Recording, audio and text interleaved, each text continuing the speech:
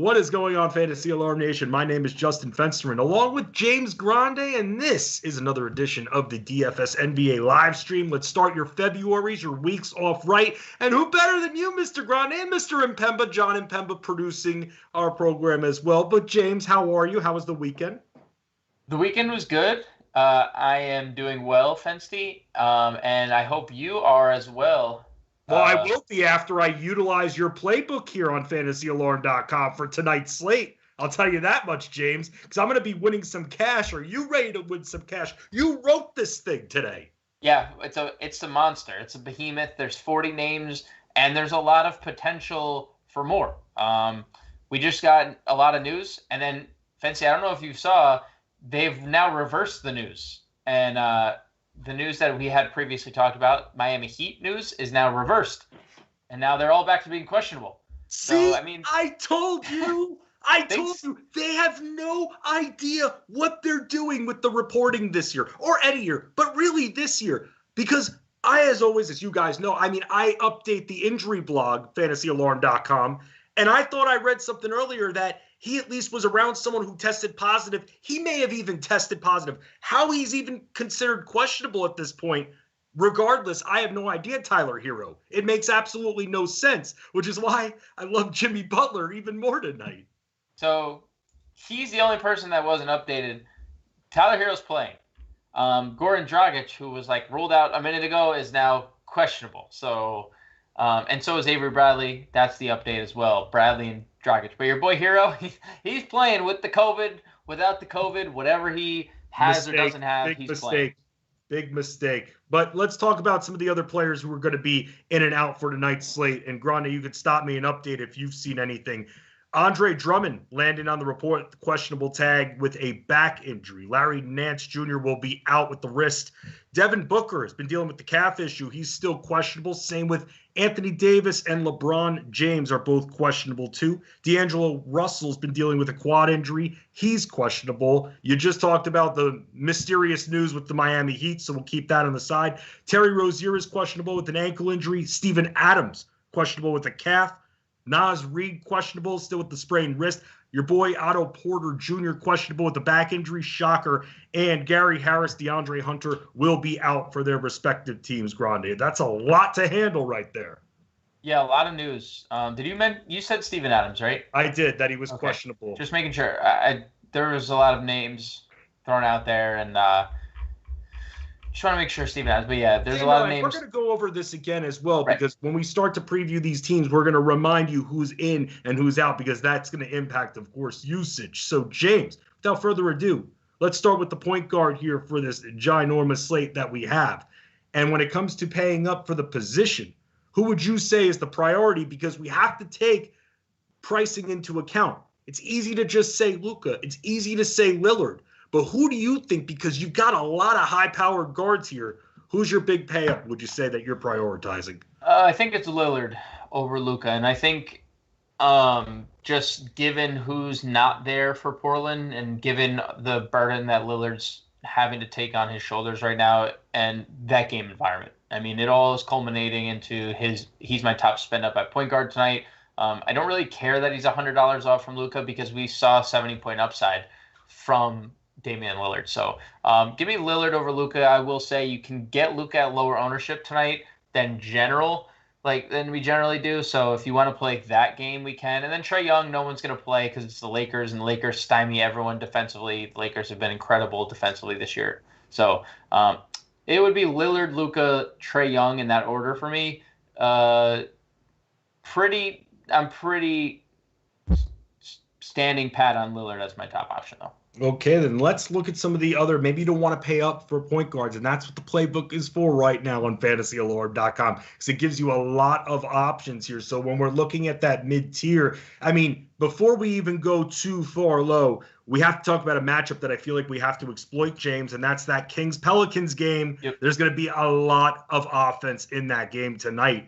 So we have to ask you then, because you know how I feel about those Pelicans guards, not really able to defend too well. So Darren Fox, do you think he's in a good enough spot for his 8K plus price point on both sites. Yeah, I mean that's the argument you have with Darren Fox. Like, will he pay off 8.2K? And I don't know.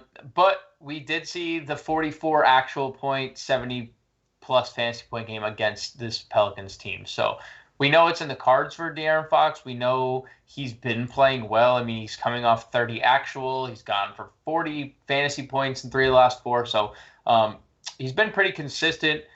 I mean, personally, I like the guy on the other side of this matchup better in Lonzo Ball. And Lonzo, we weren't getting like peripheral stat Lonzo Ball very much earlier in the year, and we have gotten it lately, and we've seen the productivity drastically rise. So I love Lonzo actually more in this game than I like Darren Fox. I think Darren Fox has the higher ceiling. Obviously, he's gone for almost 80 fantasy points in a game, but Lonzo, has triple-double upside. And if Steven Adams is ruled out, I know that doesn't generally like click with somebody like, oh, it's going to correlate with a point guard. Well, Lonzo's a really good rebounding point guard and averages 1.1 fantasy points per minute with Steven Adams off the floor. So for Lonzo's sake, I hope Steven Adams is off the floor, and that will open up some more rebounds, and he'd be one of my favorite tournament plays of the entire 10-game slab we have. So let me ask you about another player. And James, you and I talk a lot of lineups together, and I keep bringing this player up, and I almost feel like you're ignoring me, and I will not be ignored, James Grande. What the hell, man? What, Ja Morant not good enough for you? He's dominated the matchup twice. I mean, you don't like him? What's the deal, bro? I have him in the playbook right there, Fensty. Oh, there he is. I missed him. Yeah, I mean, it's a really good matchup, and it's a good price tag. The only thing I will say is, why did he play 28 minutes and D'Anthony Melton played 32? And yes, the game was kind of a blowout, but it was never like it didn't feel comfortable enough to not play Ja over 30. That's my only concern. I feel like that's been an on and off concern for us now the last 2 years with Ja.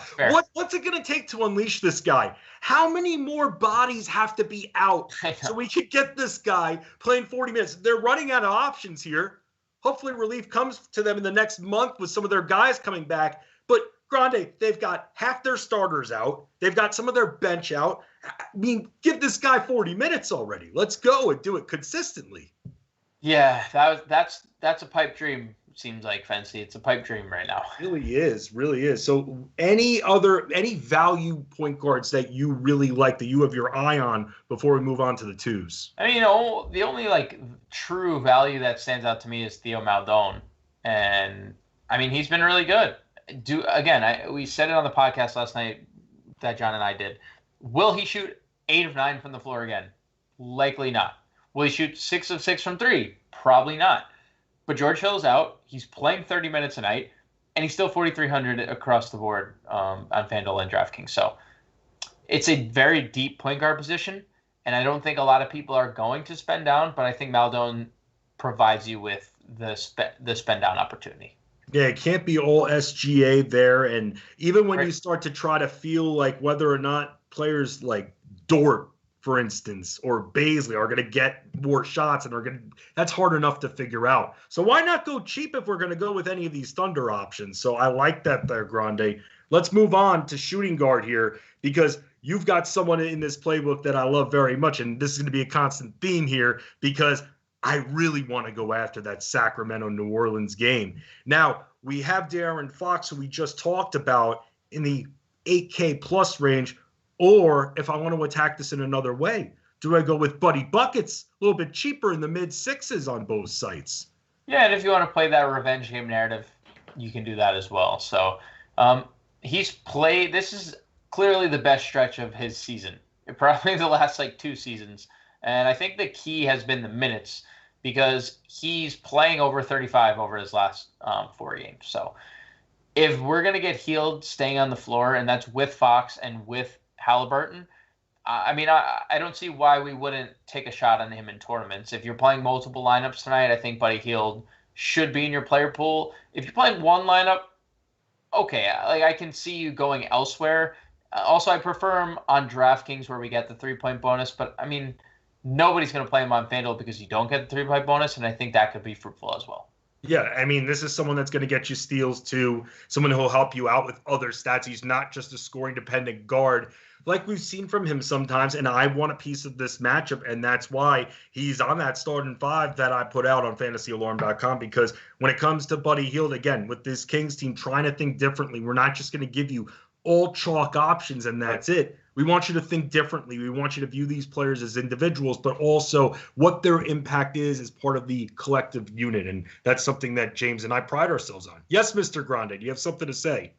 No, I'm just... Oh, I thought you were about to give us an update or something like that. No, I was clicking through. I was checking, but we have nothing new. So I just checked too, man. Miami. Thanks a lot, Miami. Let's talk about some of the other shooting guards that you're into tonight, James. Who else from maybe we gave someone in the mid, so maybe on the higher price side that you like? I like Victor Oladipo quite a bit. I think he's fit in very well with Houston. Houston actually has a pretty good nucleus right now if they can stay healthy. So I like Oladipo. I think he's been tremendous, and I think there's still upside at this price tag.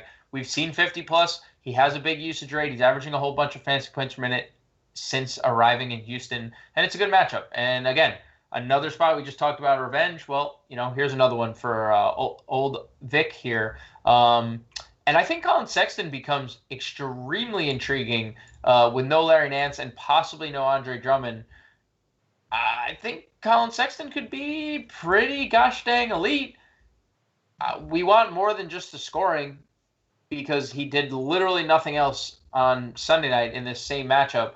But the matchup is as good as it's going to get for anybody. And I think not a lot of people will go to Sexton because he burned everyone on Sunday, but I'm willing to go back to the well here. Yeah, and that's where you have to follow Sexton and some of these other guards for the entire season, because this is something that we talked about on other streams, that he's not that guy anymore. He's grown as a player. And I know it's hard, Grande. It's hard to stomach watching the Cleveland Cavaliers, but he's been the real bright spot of this team. And that's what I like. Yeah, Chetty Osman, I like what he's done too with the fill-ins that he's gotten and that he's developed, but it's really been Sexton and Garland that I've been into. And with Garland hurt, when he was hurt, I loved what I saw out of Sexton on both sides of the ball, and I feel like I've been putting him in the starting 5s a lot more because I feel like the price point continues to stay in that late 6s, early 7s, and if that's going to stay there and this guy's going to be a top scorer, then I'm going to continue to go with it, even if I have to eat it a few nights because he only scores and doesn't do anything else. I think it's first off, I'm mad at the missed opportunity you just had that you mentioned Darius Garland and Colin Sexton separately instead of going Sexland, but we'll ignore that and we'll move on. Secondly, if we take Andre Drummond and Larry Nance off the floor this year, Sexton has a 35.6% usage rate. I'll repeat that, 35.6. That is a real number. Darius Garland, 29.6. So we know where the shots are going tonight if Andre Drummond doesn't play. Let's leave it at that. They're both, I think, elite, and by both I mean Sexland, the entire one, not just not separately. Both are elite. I prefer Sexton, but Garland's price tag is really cheap across the industry still. It is. It definitely is. And now the injury is behind him at this point. Saw some news, by the way, Grande. Mm-hmm. You got some Heat news. So this could change again. So for right now, at this moment, Dragic is going to be in. Avery Bradley is also available. So that's for right now. This could change. Card subject to change in the next 5 minutes. Let's move on, Grande, to the 3s. Let's talk some small forwards here. When it comes to LeBron, I mean, LeBron plays through a lot of injuries. Right. And the price point, you know how I feel about this matchup. I don't believe in what Atlanta has. And what I thought could help with defending off LeBron a little bit, no DeAndre Hunter. So with him out of there, it makes me smile even more. Is this price point too high for him, do you think? I mean, he's been really good. But I don't know, if it's like LeBron or if I can get up to Jokic, I'm going to play Jokic. If it's LeBron or getting up to Giannis, I'm going to play Giannis. So if you want to be different, I think it's a good tournament play, but like where he ranks amongst like the elite tonight, I mean, maybe he's in the top 5. I don't know. Like, I think he's a top play at a pretty good position. So you can, like, I'm more likely to play him on FanDuel because we are forced to play 2 small forwards, right? So I'm more likely to play him on on FanDuel. I think he's a good play. I think he can definitely exceed value, but I don't think he has, at least on tonight's slate, like, I don't think Jokic has 70 in him. I think Lillard has 70 in him. I think Giannis has 70 in him. I think LeBron could get us like 60, which is perfectly fine, but I prefer all 3 of those other guys I just mentioned. What can Jimmy Butler get, though? Because another Cardinal rule, kind of like the always attack Sacramento rule, always attack Charlotte everywhere. Their front court, their back court. Yes, their midcourt, but still like it anyway. What do you think about Jimmy Buckets tonight? Well, considering the injury news that we're currently dealing with. I mean, he's still their clear-cut number 1 option with everyone back. It's just, does Jimmy become that, playmaker where he's not shooting as much? And I'm okay with that, Jimmy the player, but if we're paying near 9K, we need Jimmy the everything. And yes. sometimes he defaults to just Jimmy the playmaker, and his offense is left by the wayside. So I think it's tough for me to get to 8.7, 8.4 now for Jimmy. I think it's like, if you want to do it in a tournament, you'll get him at 2% probably now that everyone on Miami's active. So that's kind of where I stand. I was definitely in on him more when we were still waiting on Dragic, thinking he was out, and for the minute that he was actually out, and now he's playing, and the same with Hero. So I think I'm personally out on Butler tonight, but I think it's fine for tournaments. Like, if you want to leverage the field and get him at 2%. So let's say you maybe want to spend down a little bit, because, I mean, look, I still like Jimmy Butler as well, but you're right. The assists have been gold the last couple of games he's played in. So with that, we get a little bit more out of him. So you'll get the steals, you get the points, but will we get the dimes? A lot harder with Goran Dragic currently back in that mix. Let's talk about someone that's priced down a little bit. On a nightly basis, Kelvin Johnson. What kind of piece of the puzzle is this guy? I feel like I'm still learning about him. He's clearly still involved on a team that really doesn't have a lot of options. So there's room for him to grow for sure. And he's been great thus far. But from what you've seen, what's his role been exactly? And I'll kind of give you my take after. I mean, I think it's a little muddy with Derek White returning, because I think there are options there. And I think Derek White is a pretty good offensive player, and they have a lot of these same types of players that are all mid-range players that like to get to the rim or just stop on a dime and pull up. And Keldon Johnson's the same thing as DeMar and Murray and White in that regard. So I like the price point. I like the upside. He's very good and aggressive on the glass. I think he's a double-double threat on a nightly basis, especially with the corpse of LaMarcus Aldridge just not rebounding. Oh, man. Yeah, so, like, I like it because it's a price play, and I also think we just got, the random Greg Popovich game happens, right? He popped us, fine. It happens on back-to-backs. We've had a day off. And so it's more of a price point play and a matchup play, because we loved this matchup last time. He was 30% owned last time this matchup happened, and it was a back-to-back. So now there's no back-to-back. I like Keldon tonight to give us, somewhere between like 30 and 35 fantasy points. And on FanDuel, I mean, 5,400, you get 35. I mean, you're sitting back sipping on a mojito at the end of the night. Oh, I love mojitos, man. Same. That's Dude, what I'm saying. Mojitos are so freaking good. God, I want a mojito. Now, something I want, though, when I'm playing him, as much as I want a mojito, I want him to take 10 shots in this game, man. I'm hoping he can. It's been a little bit flimsy in the last 4. 2 of the 4, he's shot over 10 shots, 14 in those 2 games. So I'm hoping that's the case, Grande. But I mean, I still like him. Again, the Spurs are that team. They're going to go very undervalued, I feel like, throughout the year. Yep. They're very under the radar, a lot of them. You don't really know who's going to pop up too much. That's why I've been not today, but on a decent amount of starting fives, DeJounte Murray, because of that rebounding total and that potential he can give you. Anybody else you like at small forwards before we go to the bigs? Yeah, I mean, I think it's crazy that FanDuel priced Will Barton at $4,000. And again, I'm not like in any way saying like, wow, Will Barton has been great this year. Like, I can't believe that he's $4,000. Like, he hasn't been great. He hasn't. But he's kind of sucked. But agreed. But there's no Gary Harris. There's no PJ Dozier, who are both the primary twos on this team. Now, Barton's coming off 37 minutes. He's coming off an actual good game, 18.6 assists, three rebounds.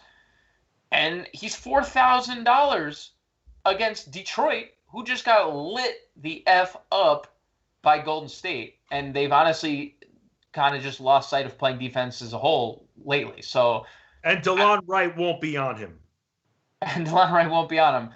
So it's really hard for me to ignore Barton's price. And, you know, we talk about chalk and we talk about high-owned plays. And Will Barton's going to be highly owned on FanDuel especially. I mean, under 5K DraftKings is too cheap, too, for this matchup. But $4,000, we talk good chalk, we talk bad chalk. It's just good chalk. Like, we're literally being asked for Will Barton to get 20 fantasy points. Like, he needs to stumble into 20 fantasy points. And it's very easy on FanDuel to get there. He needs a couple steals, a couple made shots, a couple easy layups from Nikola Jokic, backdoor passes, and we're there. You know, so I think Barton at 4K is just one of the first people I'm actually plugging into my lineup tonight. Yeah, I mean, look, I'll just say this quickly, when I was making the season-long rankings before as well, that's something that I was looking at too. I'm like, man, this guy, but however, when you have no Gary Harris, right, and they do a lot of the same things, Will Barton, I think, is a little bit more versatile, but that is definitely going to help out, especially in the shot department. Let's go to bigs here, because when it comes to spending big, who is that going to be tonight for you, Grande, between some of the highest priced power forwards on the slate?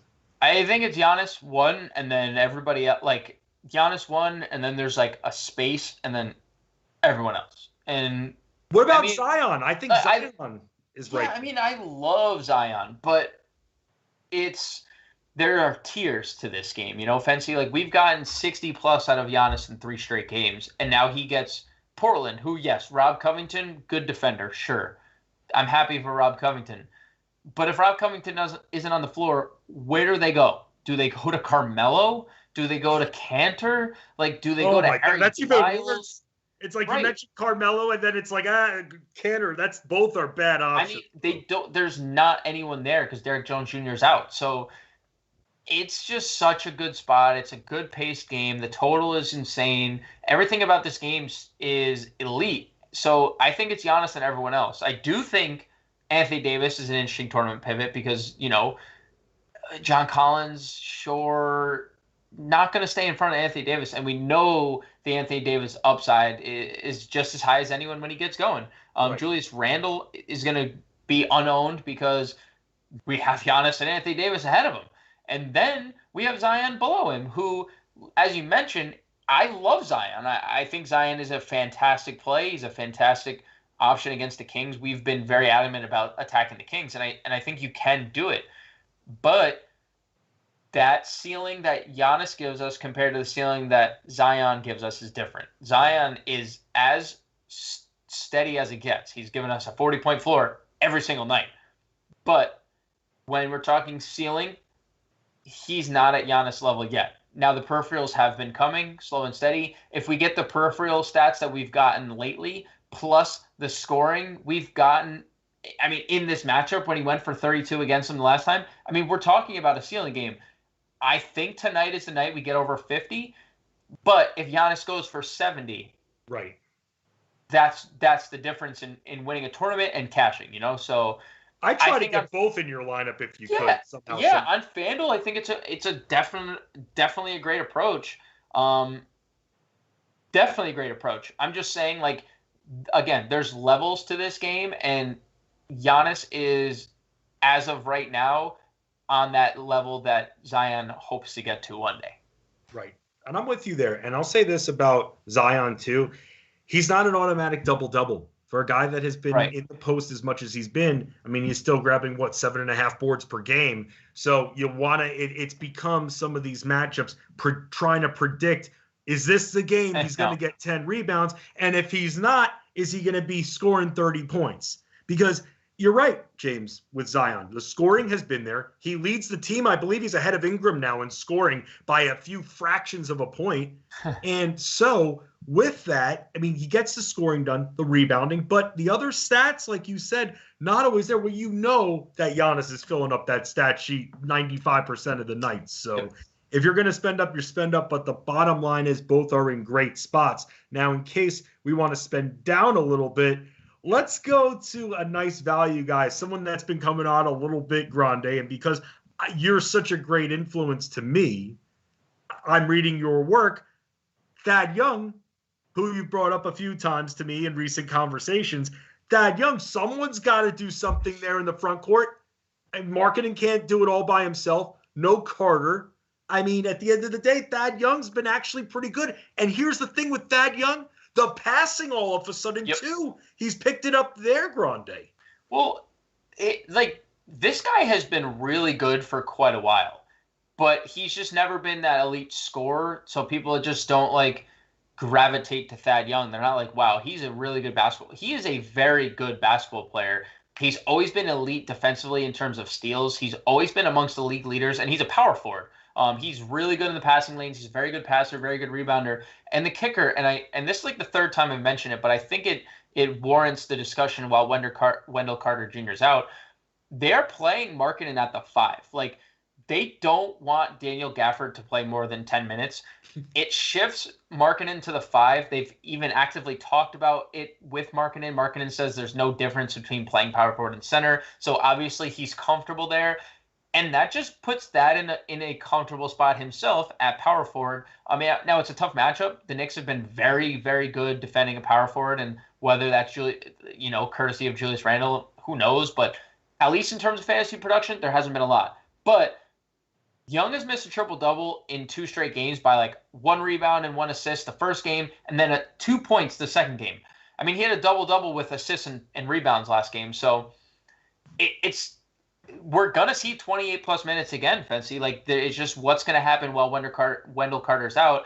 And if Otto Porter's out, I mean, maybe he even gets over 30 again. So wow, that's true. So, I mean, because we know Otto Porter can play some power forward, and they elect to do that sometimes. So I'm definitely in on Thad Young in tournaments. I'm definitely kind of you don't want, your cash game plays, you don't want to have at 2% bust, but he kind of feels okay in cash, especially if Otto Porter sits, because he's going to play extended run while these guys are out.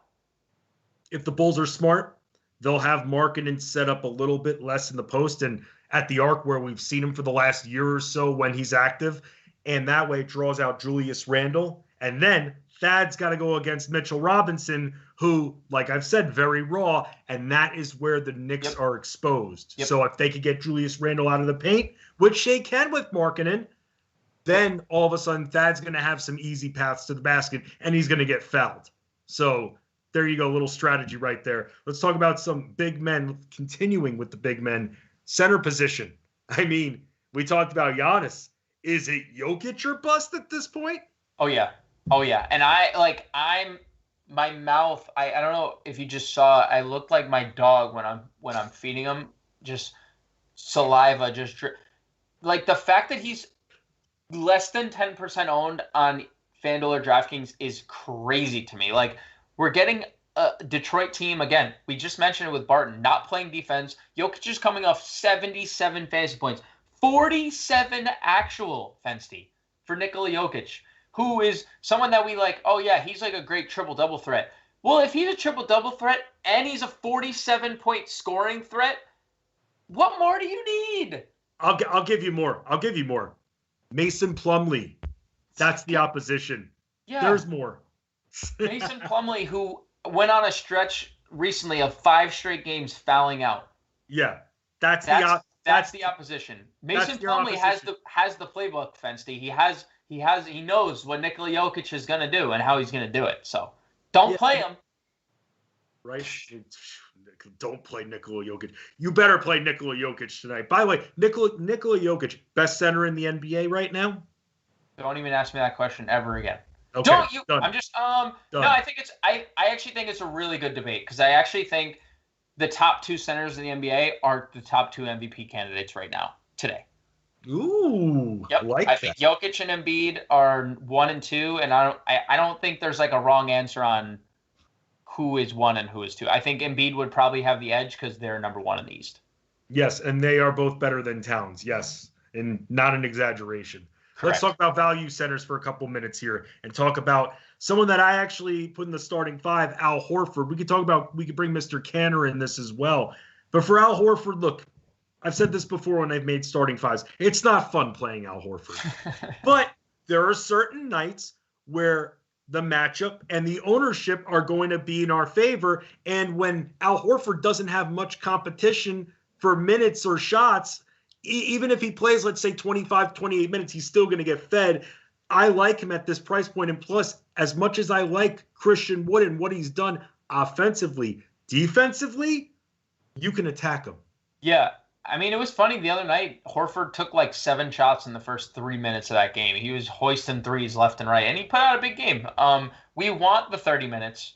You're right. We can live with the 25 to 27 because he's been so productive. And this is kind of what I thought that he had to be coming into the year if OKC was going to be competitive, because we all knew it was SGA and there was a big skill gap and then everyone else. And then Al Horford was that clear-cut number 2 guy in terms of skill, in terms of talent, in terms of just like been around the block type of guy. They're all so raw and so young over there. So, I think Horford's in a really good spot. And you did mention, I mean, Houston is 24th in DVP against centers, so it is definitely a spot to attack. Nothing's changed, Grande. Nothing has changed, no matter who's, And I do think you brought up a good point with Cantor. Look, man, it's always been about the minutes, and we could say that 1,000 times, but it just is what it is. If the guy gets minutes, he's productive. End of story. He is a very talented offensive player. He is very bad defensively, but he sells out for blocks, and that works in fantasy because we don't get negatives for getting scored on. We get points for blocks. So he's getting 30. He's in the best game on the board tonight. Portland-Milwaukee is the best game on the board. So, he's going to play 30 minutes as long as there's no foul trouble, and he has 50-point upside. And if you get 50 at 7K, again, more mojitos, Fancy, and we're going to be super drunk by the end of it because we're going to be drinking. We're going to be able to afford a lot of mojitos thanks to Enes Kanter.